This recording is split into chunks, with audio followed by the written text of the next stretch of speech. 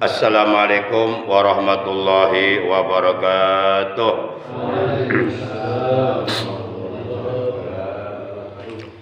Innal hamdalillah nahmaduhu wa nasta'inuhu wa nastaghfiruh wa na'udzu billahi min syururi anfusina wa min sayyiati a'malina. May yahdihillahu fala mudhillalah wa may yudlilhu fala hadiyalah. Asyhadu an la ilaha illallah wahdahu la syarikalah wa asyhadu anna sayyidana Muhammadan abduhu wa rasuluh la nabiyya ba'dah. Allahumma shalli wa sallim wa barik ala Rasulillah Sayyidina Muhammad ibn Abdillah wa ala alihi wa sahbihi wa mawala, amma ba'd. Ma'asyiral muslimin, segenap jamaah Majlisul Ilmi, jamaah pengajian rutin hari Sabtu ba'da subuh Musalla Nurul Hidayah RT 05 RW 07 Komplek TNI AD Bumi Cibarusah Asri Bekang yang seluruhnya saya hormati rahimakumullah wa hadakumullah wa hafidhakumullah. Segala puji bagi Allah, salawat dan salam semoga tetap dilimpahkan selalu atas kekasihnya Allah, panutan kita yang mulia, baginda tercinta Nabi Agung, Nabi besar Muhammad sallallahu alaihi wasallam beserta seluruh keluarga beliau, para sahabat beliau, dan seluruh pengikut beliau yang tetap setia kepada beliau, yang tetap cinta kepada beliau. Semoga kelak di hari kiamat kita dan keluarga kita, juga saudara-saudara kita semuanya mendapatkan syafaatul ujma dari beliau. Amin ya Allah ya rabbal alamin. Ma'asyiral muslimin rahimakumullah wa hadakumullah wa hafidhakumullah. Kita awali pengajian rutin kita pada malam ini pada pagi hari ini sebagaimana biasa dengan pembacaan Ummul Kitab Suratul Fatihah dan dengan pembacaan sholawat atas kekasihnya Allah. Pahalanya kita hadiahkan untuk seluruh ahli kubur keluarga kita yang telah mendahului kita, terutama untuk kedua orang tua kita, kakek nenek kita, para sesepuh kita, guru-guru kita, paman bibi kita, kakak adik kita, dan anak cucu kita. Bitil ganiyatil Fatihah. A'udzu billahi minasyaitonir rajim. Bismillahirrahmanirrahim. Alhamdulillahirabbil alamin. Arrahmanir rahim. Malik yaumiddin. Iyyaka na'budu wa iyyaka nasta'in. Ihdinas siratal mustaqim. Siratal ladzina an'amta 'alaihim ghairil maghdubi 'alaihim waladdallin. Rabbighfir lana amin. Salatullah salamullah ala Taha Rasulillah. Salatullah salamullah ala Taha Rasulillah. Salatullah salamullah ala Yasin Habibillah, ala Yasin Habibillah. Tawassalna bismillah wa bil hadi Rasulillah. Tawassalna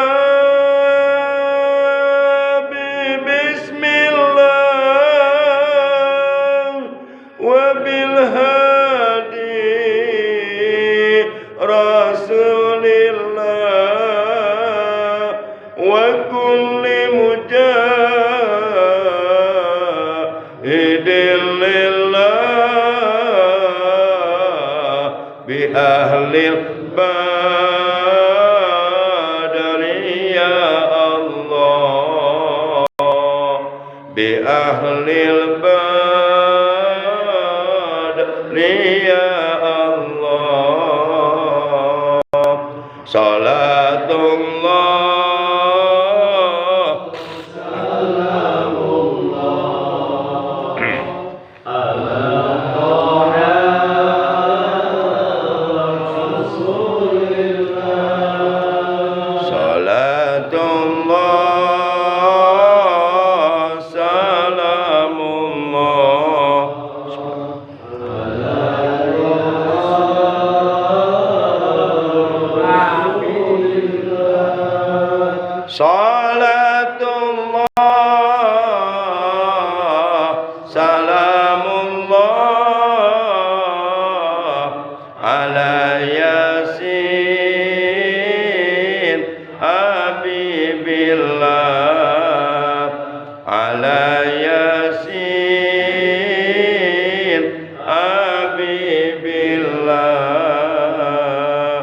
Allahumma sholli wa sallim wa barik alaihi wa ala alihi wa sahbihi.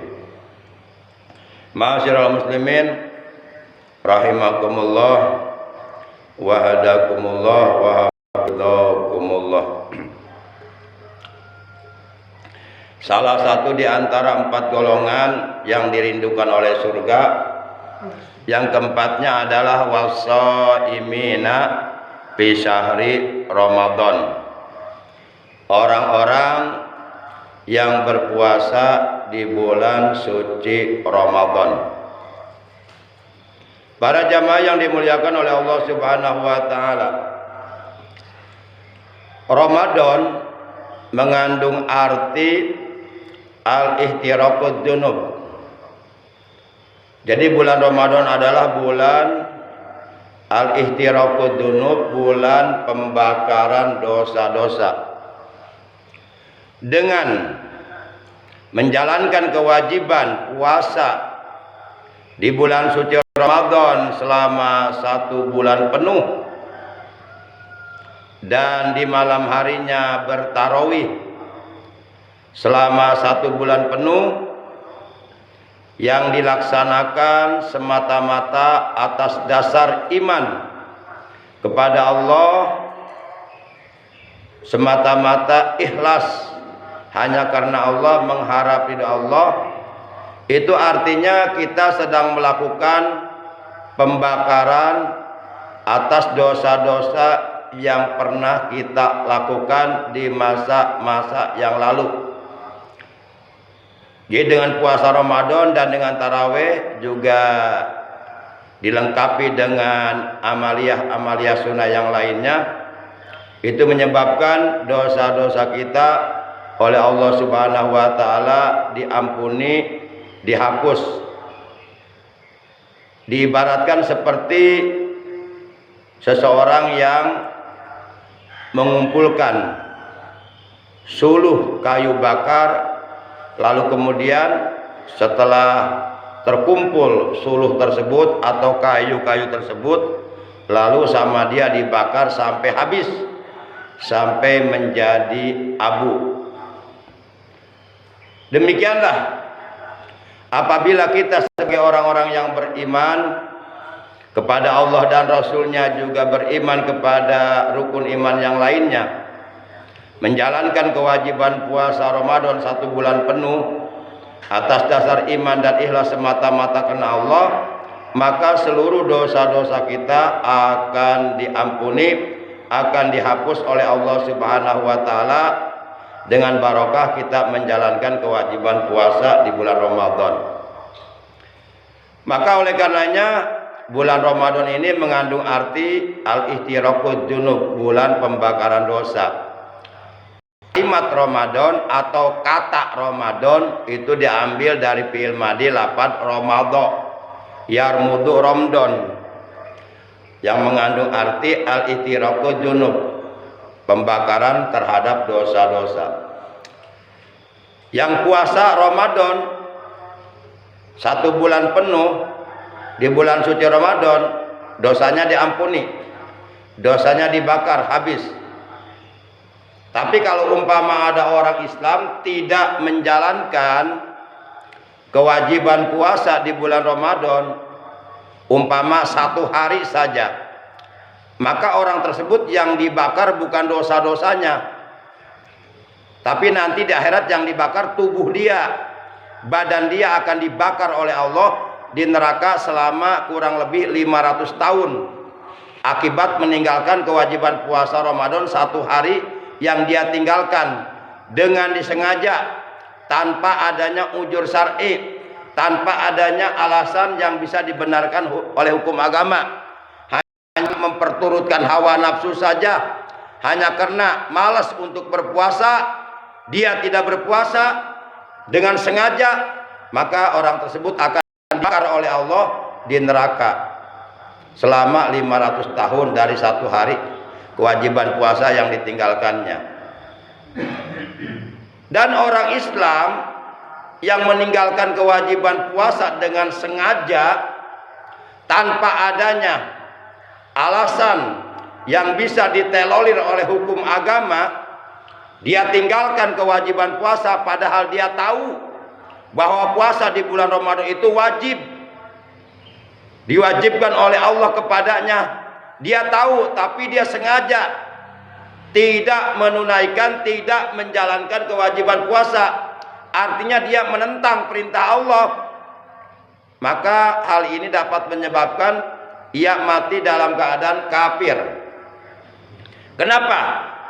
Karena dalam hadis yang diriwayatkan oleh Imam Abu Ya'la, oleh Imam Ad-Dailami, dari sahabat Nabi yang bernama Ibnu Abbas radhiyallahu taala anhuma, diterangkan bahwa puasa Ramadan ini termasuk salah satu dari 3 perkara yang menjadi sendi dasar agama Islam yang paling mendasar, yang sama sekali tidak boleh ditinggalkan, tidak boleh diabaikan, tidak boleh dilalaikan, yang apabila ditinggalkan secara sengaja tanpa adanya ujur syar'i, maka dapat mengakibatkan orang tersebut yang meninggalkan salah satu dari 3 perkara yang menjadi sendi dasar agama, mengakibatkan dia mati dalam keadaan kafir. Na'udzubillah min dzalik. Adapun 3 perkara tersebut yang menjadi sendi dasar agama Islam yang paling mendasar dan hukumnya wajib dijalankan, dipertahankan, diamalkan, tidak boleh ditinggalkan. Itu ada 3. Yang pertama adalah 2 kalimat syahadat, syahadatu alla ilaha illallah wa anna muhammadar rasulullah. Yang kedua wassalatul maktubah, dan yang ketiga wasaumu Ramadan. Dalam hadis dijelaskan umrul Islam wa qawaiduddin salasun, sendi dasar agama Islam yang paling mendasar, yang wajib dipertahankan, wajib diamalkan, tidak boleh dilepas, tidak boleh ditinggal. Itu ada 3 perkara. Yang pertama syahadatu alla ilaha illallah wa anna muhammadar rasulullah. Yang pertama adalah syahadatullah dan syahadatul rasul, yang apabila syahadatullah dan syahadatul rasul ini digabung maka disebut syahadatain, artinya 2 kalimat syahadat.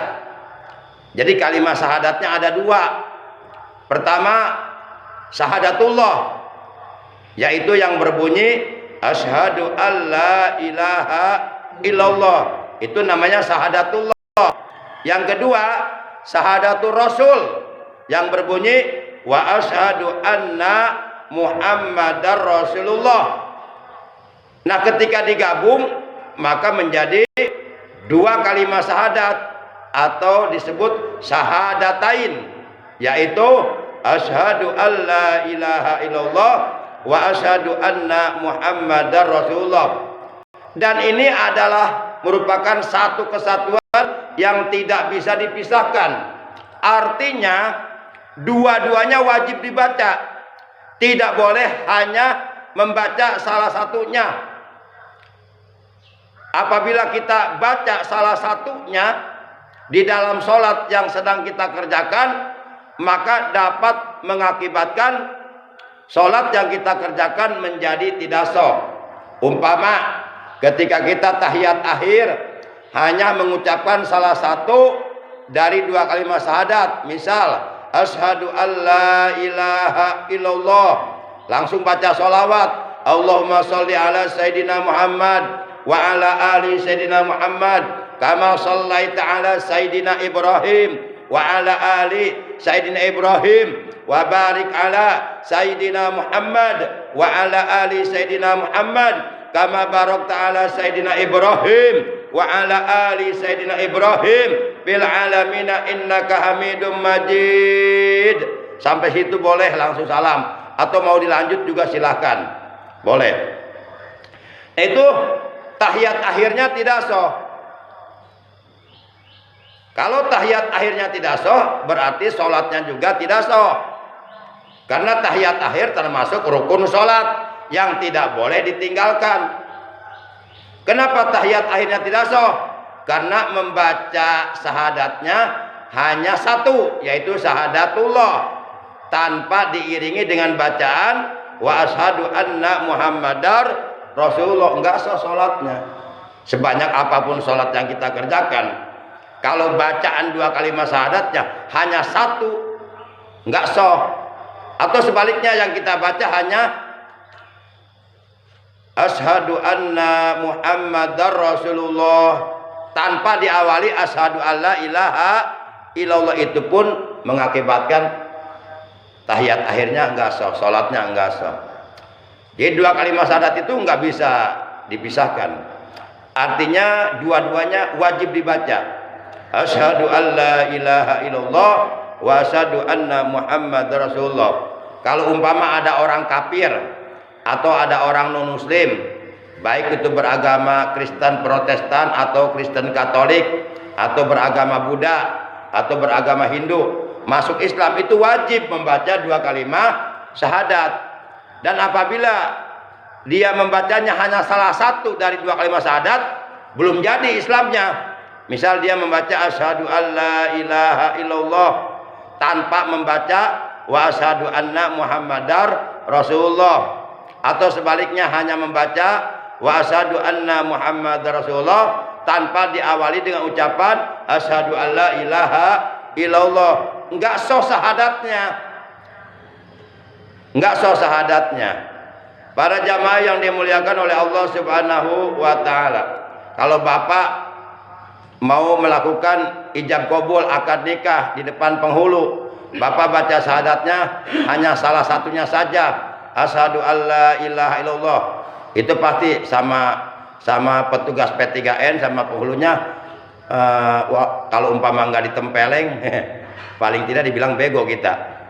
Para jamaah yang dimuliakan oleh Allah Subhanahu wa taala, nah itu yang pertama yang menjadi sendi dasar agama Islam, yang paling mendasar, yang sama sekali tidak boleh dilepas, tidak boleh ditinggalkan, tidak boleh diabaikan, tidak boleh dilalaikan, tidak boleh digadaikan, tidak boleh ditukar dengan apapun, baik dengan harta dunia sebanyak apapun maupun dengan jabatan setinggi apapun. Tetap kita pertahankan dua kalimat syahadat, asyhadu alla ilaha illallah wa asyhadu anna muhammadar rasulullah. Karena apabila dua kalimat syahadat kita lepas, kita tinggalkan, berarti kita mati dalam keadaan kafir. Orang kafir tempat kembalinya, tempat tinggalnya di akhirat adalah neraka untuk selama-lamanya. Innal ladzina kafaru min ahlil kitab wal musyrikina fi nari jahannam khalidina fiha ulaika hum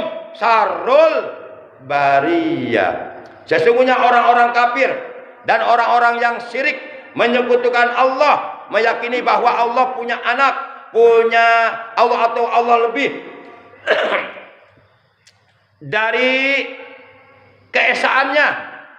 Nah, maka baik dari golongan ahli kitab Yahudi maupun Nasoro, maka tempat kembali mereka adalah neraka jahanam.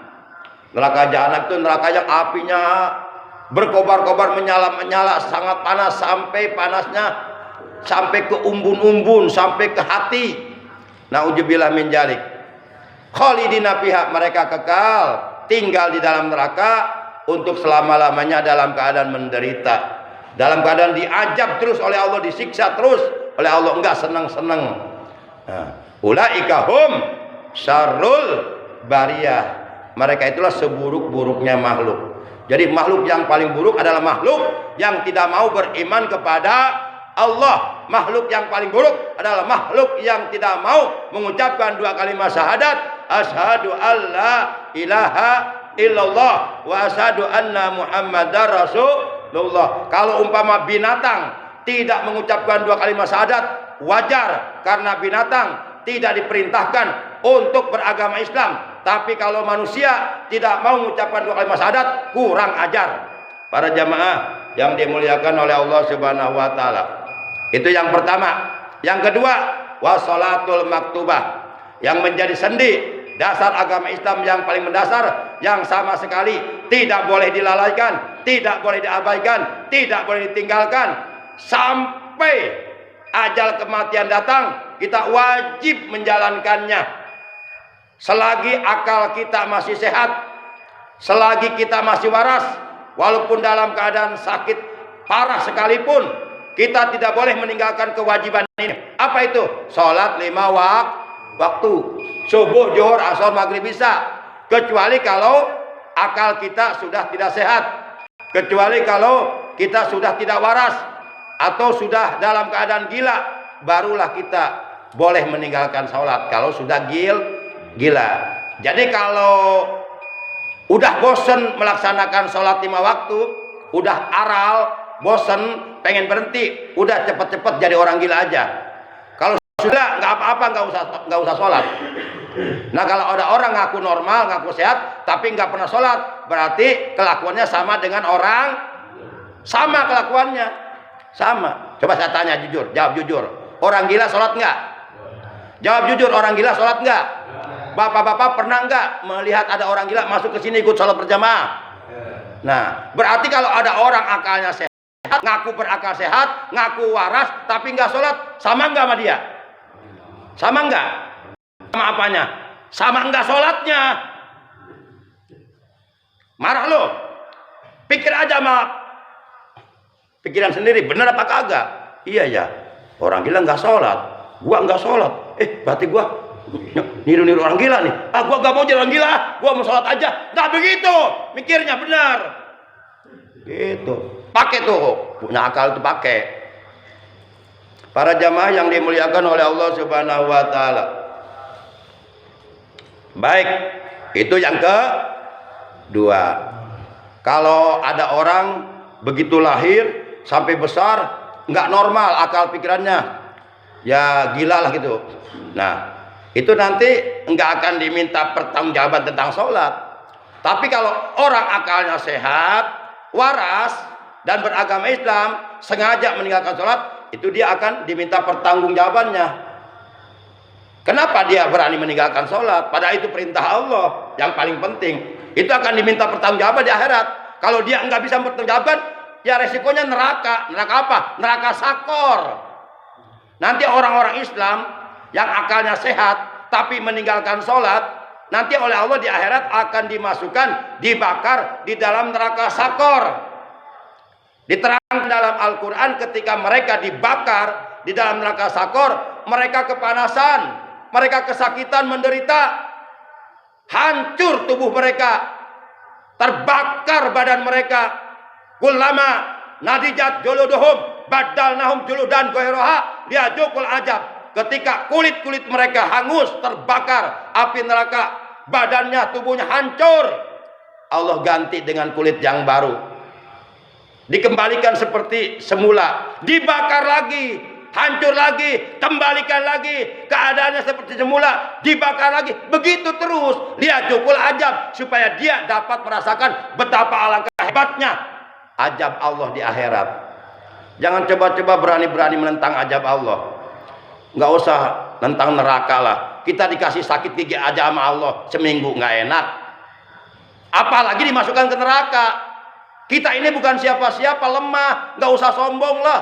Gua tempeleng sombong-sombong lo. Gua tempeleng sombong-sombong lo. Para jamaah yang dimuliakan oleh Allah Subhanahu wa taala. Nah, orang yang paling sombong adalah orang Islam yang tidak mau sholat, tidak mau sujud di hadapan Allah. Iblis gara-gara sombong nggak mau sujud, diusir dari sorga. Padahal iblis nggak mau sujudnya kepada manusia, kepada Nabi Adam. Nah, kalau ada orang Islam nggak mau sholat, berarti dia nggak mau sujudnya kepada yang menciptakan Nabi Adam, kepada Tuhan, kepada Allah. Berarti orang ini kesombongannya melebihi kesombongan iblis. Kira-kira masuk akal nggak nih? Pikirnya kusiat tuh akal, bukan pikiran mah. Iblis tidak mau sujud kepada siapa? Kepada manusia yang bernama Adam. Adam itu diciptakan oleh Allah. Ini bukan nabi, bukan, nggak boleh bilang nabi. Nanti kita sesat, nanti kita masuk neraka sama dia nanti.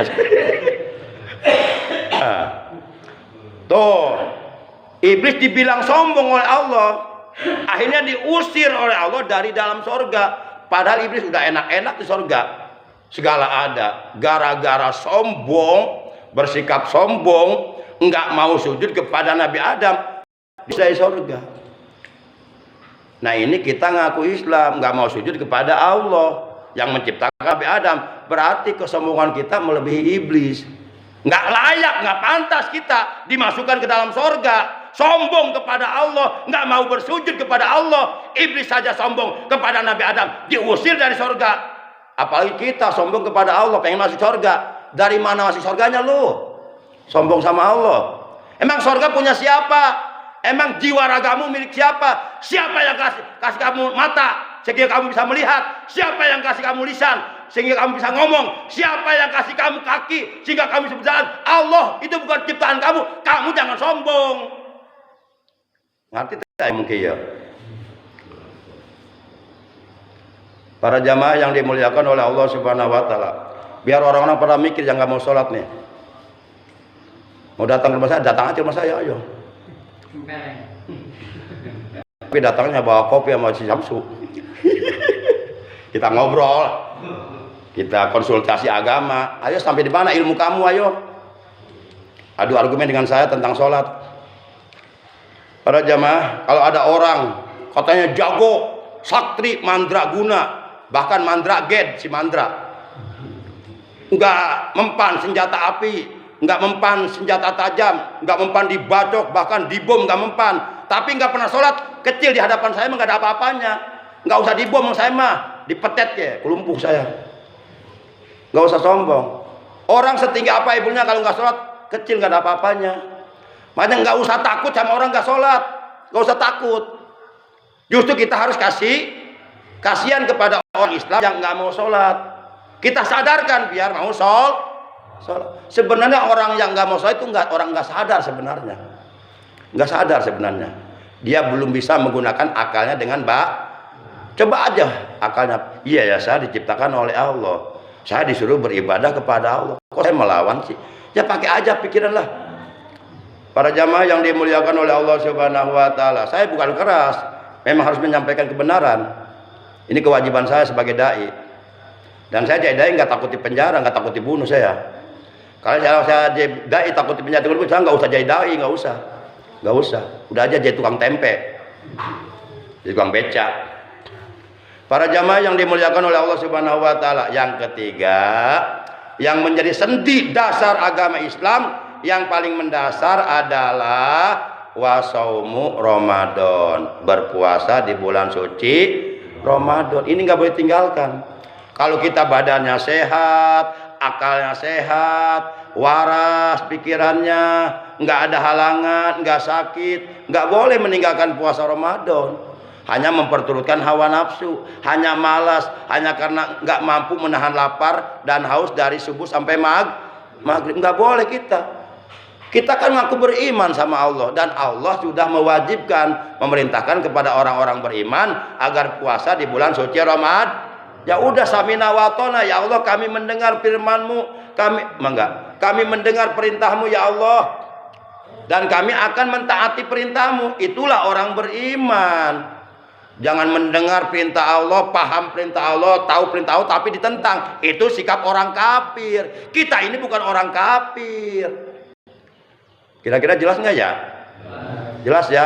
Udah nggak usah dilanjut ya. Makin lama saya makin panas ini. Udah, saya paling kesal kalau ada orang Islam ya menyepelekan kewajibannya kepada Allah. Baik para jamaah yang dimuliakan oleh Allah Subhanahu wa taala. Itu puasa Ramadan yang ketiga. Jadi sendi dasar agama Islam yang paling mendasar, yang wajib kita jalankan, wajib kita amalkan, jangan ditinggalkan, jangan dilalaikan, jangan dilepaskan, jangan diabaikan. Yaitu pertama, 2 kalimat syahadat. Ini nggak boleh ditukar dengan apapun. Nggak boleh. Kalau umpama ada orang mau ngasih kita harta sealam dunia banyaknya, supaya kita melepaskan 2 kalimat syahadat, jangan. 2 kalimat syahadat ini lebih berharga daripada dunia dan seluruh isinya. Kita bisa masuk surga dengan kalimat ini. Kalau nggak ada kalimat ini dan kita nggak meyakini kebenaran kalimat ini, kita nggak bisa masuk surga. Ini kunci surga, yaitu kalimat la ilaha illallah, miftahul jannah, la ilaha. Dalam 2 kalimat syahadat ada kalimat la ilaha illallah. Para jamaah, itu yang pertama. Yang kedua, sholat 5 waktu. Perbedaan yang paling mendasar, yang paling mencolok, kata Nabi, al-farqu bainal mu'min wal kafir as-sholat. Perbedaan yang paling mendasar, yang paling mencolok antara orang mukmin dengan orang kafir terletak pada kalau dia sholat berarti mukmin, kalau dia nggak sholat berarti kafir. Lihat orang kafir sholat nggak? Orang Hindu sholat 5 waktu nggak? Orang Kristen sholat 5 waktu nggak? Orang Islam sholat nggak? Sholat. Nah kalau kita meninggalkan sholat berarti sama nggak dengan mereka? Sama. Apa bedanya? Sama. Para jamaah yang dimuliakan oleh Allah, maka jangan tinggalkan sholat. Yuk kita didik anak-anak kita, cucu-cucu kita, jangan sampai meninggalkan sholat. Jangan sampai kita masuk rajin sholat, tapi kita membiarkan anak kita enggak sholat. Nanti kita sama anak kita diseret ke neraka nanti di akhirat. Jangan sampai ya. Itu namanya dayus. Namanya dayus, membiarkan keluarganya meninggalkan sholat. Itu dayus. Orang dayus haram masuk surga. Jangankan masuk surga, mencium baunya surga aja diharamkan oleh Allah. Jadi kita nggak boleh membiarkan anak kita meninggalkan sholat. Kita wajib terus didik mereka, ngingetin mereka, nyuruh mereka dengan sabar terus, demi keselamatan mereka dan juga demi keselamatan kita dari neraka. Kan Allah berfirman dalam Al-Quran, wa'mur ahlaka bisolah. Kata Allah tuh, perintahlah, suruhlah keluargamu mengerjakan sholat. Siapa keluarga kita? Istri dan anak-anak kita. Keluarga kita wajib memerintahkan mereka, menyuruh mereka, mengajak mereka, mengingatkan mereka untuk mengerjakan sholat. Ya ayyuhalladzina amanu qu anfusakum wa ahlikum nar. Wahai orang-orang yang beriman. Siapa? Ya kita semua orang beriman. Jaga dirimu, kata Allah, dan keluargamu dari api neraka. Jaga diri kita, jaga istri kita, jaga anak kita dari api neraka dengan cara jangan meninggalkan sholat. Karena sholat ini bisa menghalangi kita dari api neraka. Para jamaah yang ketiga, puasa Ramadan. Ya ayyuhalladzina amanu kutiba alaikumus syiyam kama kutiba alal ladzina min qablikum la'allakum tattaqun. Surat 2 Al-Baqarah juz 2 ayat 183, Allah berfirman, hei orang-orang yang beriman, telah diwajibkan. Jelas enggak tuh? Ini kata Allah nih, telah diwajib. Jelas enggak? Yang dipanggil siapa? Dalam ayat ini Allah memanggil siapa? Orang-orang beriman. Nah kita beriman nggak? Nah kalau kita mau beriman, wajib memenuhi panggilan Allah ini. Jangan pura-pura nggak dengar. Allah panggil kita, ya ayyuhalladzina amanu, hai orang-orang yang langsung kita jawab sami'na wa ata'na ya Allah. Ya kami mendengar ya Allah panggilanmu dan kami akan mentaati perintahmu. Nah dalam ayatnya Allah merintahkan kutiba alaikumus syiyam, telah diwajibkan atas kalian puasa. Nah kalau kalimatnya telah diwajibkan berarti kita diperintahkan, wajib harus mengerjakan puasa. Nah kalimatnya diwajibkan itu perintah, wajib itu perintah. Kalau haram itu larangan. Telah diwajibkan atas kalian puasa, berarti Allah memerintahkan kepada kita puasa dan perintahnya wajib, tidak boleh ditinggal kecuali ada alasan yang bisa dibenarkan oleh hukum agama, seperti pikun. Orang pikun mah nggak puasa nggak apa-apa, itu dibenarkan oleh hukum agama. Jadi kalau bapak malas puasa nanti besok nih, udah aja jadi pikun sekarang. Kalau perlu jadi orang gila aja, udah gak usah puasa, bebas. Ayo mendingan pikun, mendingan pikun nggak puasa, mendingan nggak pikun tapi sehat puasa yo. Ya mendingan nggak pikun puasa lah. Puasa pahalanya besar, pikun pahalanya apa? Lah pikun keluar rumah telanjang nggak pakai celana, nggak punya malu, lah pikun. Nah orang pikun nggak wajib puasa, wajib bayar fidyah. Kama kutiba alal ladzina min qablikum la'allakum, sebagaimana telah diwajibkan atas orang-orang sebelum kamu. Jadi umat Nabi terdahulu juga diperintahkan puasa. Nabi Adam berserta umatnya, Nabi Idris berserta umatnya, Nabi semuanya mereka diperintahkan puasa, cuma syariat yang berbeda. Kalau kita mah syariat puasanya sebulan 30 hari atau 29 hari setiap bulan Ramadan. Dari mulai maghrib, dari mulai subuh sampai dulu juga sama, cuma dulu beda-beda syariatnya. Ada yang puasanya dari subuh sampai maghrib buka, nanti puasa lagi sampai subuh, beda-beda syariat. Intinya mereka pun diperintahkan puasa. Ada yang puasanya dari pagi sampai zuhur saja. Tapi sekarang jangan diterapkan itu.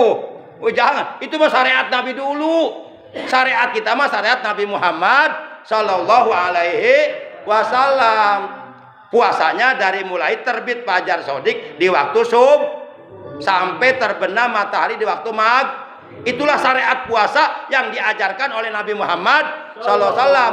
Jangan sampai zuhur. Nggak sebatal puasanya atuh. Itu puasa anak kecil atuh. Demikian taklim kita hari ini, kurang lebihnya mohon maaf. Terima kasih atas kehadirannya, atas perhatiannya. Mudah-mudahan apa yang kita bahas, apa yang kita bicarakan dari awal hingga akhir seluruhnya oleh Allah dijadikan ilmu yang bermanfaat, ilmu yang disertai hidayah, ilmu yang barokah, ilmu yang dapat menghantarkan kita untuk bisa meraih ridhonya Allah Subhanahu wa taala, untuk bisa meraih ampunan Allah, untuk bisa meraih rahmatnya Allah Subhanahu wa taala. Kita masuk surga bukan karena ibadah kita, tapi kita masuk surga karena adanya rahmat Allah. Maka yuk kita cari rahmat Allah dengan cara melaksanakan perintah-perintah Allah, menjauhi larangan-larangan Allah. Insya Allah kalau kita mampu melaksanakan perintah-perintah Allah, menjauhi larangan Allah, insya Allah kita akan selalu berada dalam rahmat Allah di dunia sampai akhirat, masuk surga dengan rahmat Allah. Demikian akhirnya mari kita tutup taklim kita hari ini dengan ucapan hamdalah. Alhamdulillahi rabbil alamin.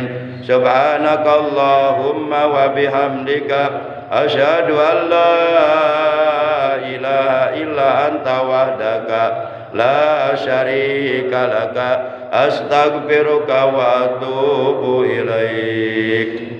Astaghfirullah Rabbal baraya, astaghfirullah minal khataya, astaghfirullah Rabbal baraya, astaghfirullah minal khataya ya Rabb.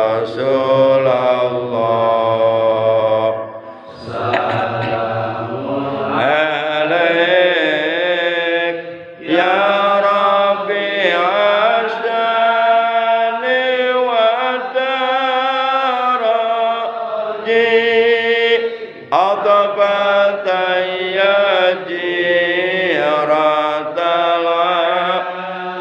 alamin ya muhailal judi wal karami ya muhailal judi wal karami Rabbi pampana